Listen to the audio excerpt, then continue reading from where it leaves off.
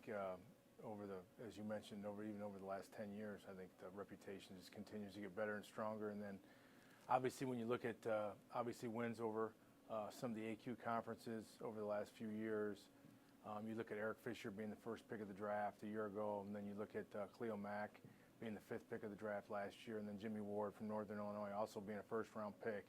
I think, again, those types of things just give more credibility and give our conference just that much more stature, and our reputation continues to grow and get better through all those things.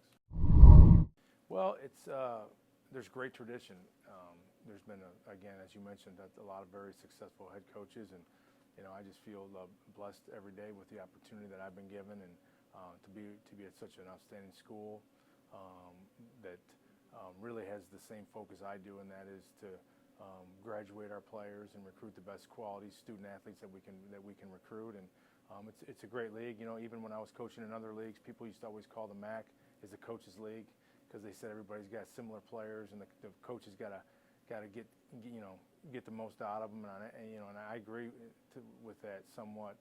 The level of talent within the entire league is very close, and there's just little small details that really are the difference from week to week and game to game. And I think those are the things that all of us coaches in this league are trying to drag out of our players to make sure that we're on the plus side of all those circumstances.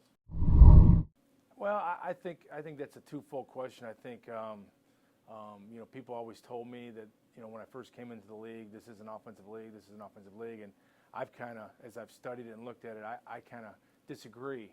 I think the teams that have the best defenses are the ones that end up winning the championships, and I know that's an old adage, but you look even this year, Bowling Green led the league in defense, and Northern Illinois the last couple of years has been at the tops in defense, and I really think that there's a lot of really good explosive offensive players in this league, and I think that coaches are willing to maybe not be so conservative. I think that's why you have a lot of numbers.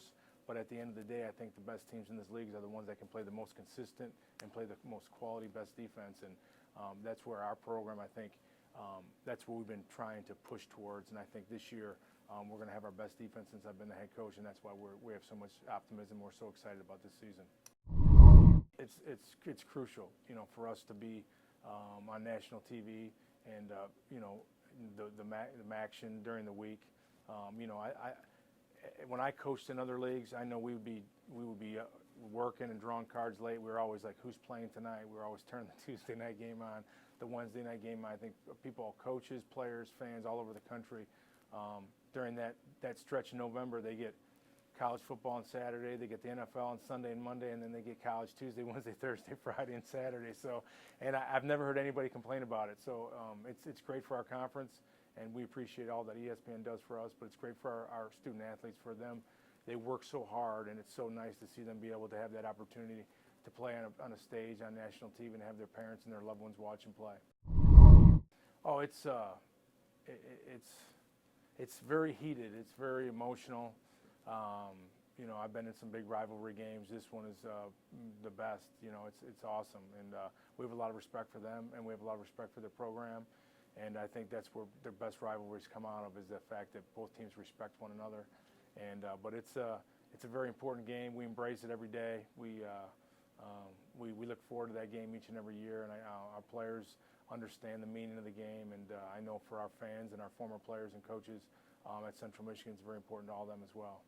And for you being at Central Michigan, obviously, a big part of Central Michigan football has been the Titus brothers. What do you think the impact of them have been on the program? Titus Davis? Yep. Well, he's had a phenomenal career, and I can't believe he's been here 3 years already. It just seemed like yesterday we were recruiting Titus.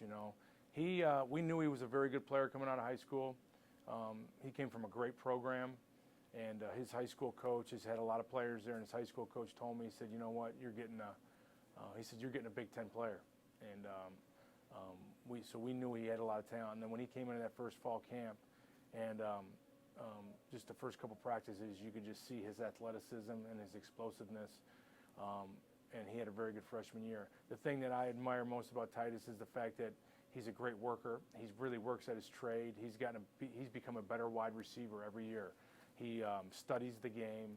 He's one of our hardest workers at practice. We have to pull him out of situations and not let him, because he'll just run and run and run and run and run until he about dehydrates himself. We got to be on him all the time. He's very competitive, but we really challenged him every year to get better in certain areas. Last year we challenged him catching more deep balls, more 50-50 balls. He did that last year. We challenged him to become a better blocker. He did that, and this year we would challenge him to become a better leader, be a little bit more vocal. And because he does have so much respect from his teammates, and he's done that too as well. So he's a phenomenal young man. He's a great talent, and we're all hoping that he has his best year this year.